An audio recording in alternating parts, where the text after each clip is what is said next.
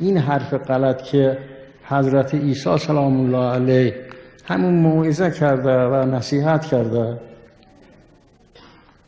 یا حضرت موسی همون مقدار کارهای مختصر رو کرده، حالا بعضیشون که خب قیام کردن، ولی این مسئله بود است که در همام ایام در تمام دنیا از صدر اسلام، از صدر عالم تا حالا بوده و تا آخر هم خواهد بود که هر کس قیام کرد برای اینکه عدالت ایجاد کند، حکومت عدل ایجاد کند، سیلی خورده.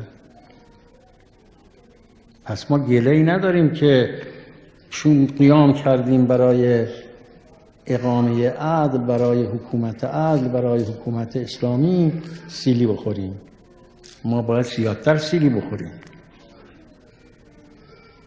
اون وقت یک نحو بوده، حالا نحو دیگری بوده، اما در این که تاوان را باید پس بدیم مثل هم است.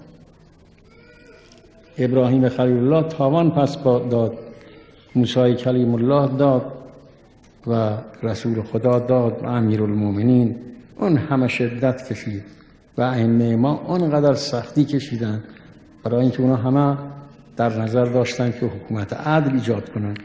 اگر فقط حضرت ابراهیم می آمد و دعا می کرد و ذکر می کرد، این دیگه تو آتشش نمی داختن.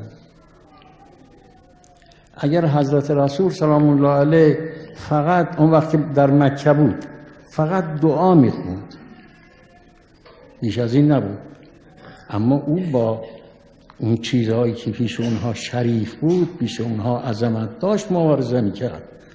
از این جهت باش مخالفت می کردن. و اگر هر کس بشیند همون دعا بکند، هیچ که کاریش نداره. اگر مسلمانان بشینن دست دراز کنن طرف خدا، خدایا رحمت کن، کیا لعنت کن، کیا چیا، هیچ که کارشون نداره. اما این خلاف سیره انبیاست. همه سیلی خوردن، ما هم داریم سیلی میخوریم و این سیلی است که به اسلام میخورد، به ما نی.